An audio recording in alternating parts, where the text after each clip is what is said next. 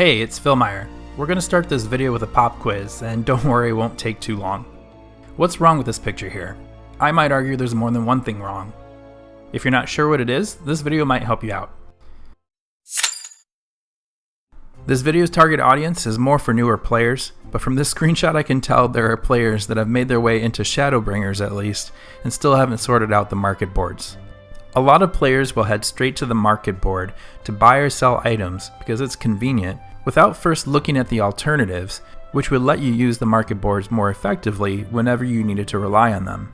Let's just get into it with some concrete examples. We'll start by checking the markets for weathered canes. Here we can see that weathered canes are currently selling for about 15,000 gil, and by clicking the sale history button, you can see what they've been selling for over time. The price has gone up quite a bit, but we can see that the cheapest priced here is still a few thousand gil.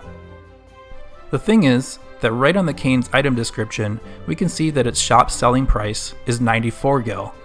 An item's shop selling price is the exact price you would pay if instead you bought it from an NPC in the game. There's quite a difference between 94 gil and the current asking price for the weathered cane. You could just buy the cane from the market board because it's easy. What makes it easy is you're already here at the board.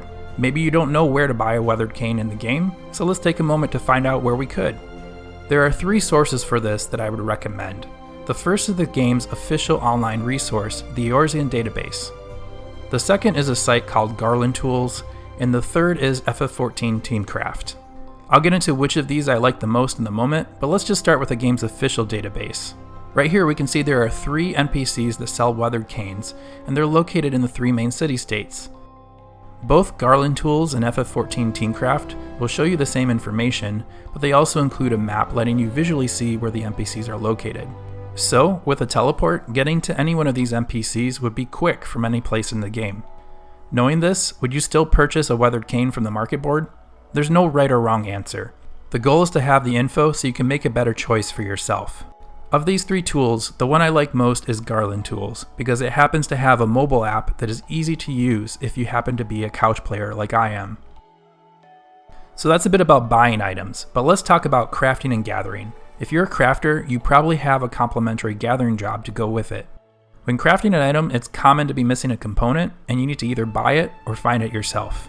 Before you head to the market board, you can actually open up your gathering log, which will show you the items you can collect, capped by your current gathering job levels. If you dive into the material details, you'll even see a map showing you where to find it. If for whatever reason the map can't be shown or you don't have access to that item, you can look it up in your choice of the online tools. Hopefully, knowing what it would take to gather those items yourself would help you make a better choice on if it's worth it to buy it from the markets. Okay, we've talked about the buying side of things, but let's talk about if you're a market board seller. Take a look at the current market for bloodgrass. Everyone is selling for 1 gil. Now as a seller, there's no reason to sell this item on the market board for 1 gil. We know this because in the item details, we can see sells for 1 gil. This is the amount you would get for an item if you just sold it to an NPC. So as a seller, you really only want to list items on the market board if you're going to sell them for more than their base selling prices. Otherwise, you can sell it immediately for this base price when you're talking to your retainer. While browsing the items to list on the board, you can instead bring up a context menu on that item with a right mouse click or square button on the PlayStation controller and choose Have Retainer Sell Items. This will sell the item immediately for its base selling price. So looking at this screenshot again, the only reason to sell bloodgrass on the market board is if you're trying to do a favor for the buyer. Hopefully that clears up when it's worth putting an item on the market board. The last selling tip I'll mention involves understanding your buyer. Taking a look at the current sales state for dyes, here you can see that there are several being sold in stacks of 99. While I'm sure there's a market for buyers that want to keep a big stock of dyes handy, a lot of players might just be looking to pick up a few. So if you were listing these dyes for sale and took the time to split them into smaller stacks, it could attract those buyers to you over the competition. The trade-off for you as a seller, of course, is that it's less convenient for you to split up those stacks, but you can look at the recent sale history as well as use some trial and error over time to see what works best.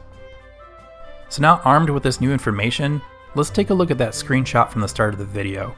We can see right in the item details that its selling price is 500 gil. So every seller that sold it for less than 500 gil plus market fees has taken their time to sell these on the market board for less than they would have earned by just selling it to an NPC. In the inverse, any of the buyers that spent more than 500 gil acquiring this item came out net negative because the only in-game purpose for this item is to sell it to an NPC for 500 gil. Hey, before you go, do me a huge favor and hit that like button if this video helped you. Or if you think it might help someone else, consider sharing it with them. I would really appreciate it. Thanks for watching the video, and take care.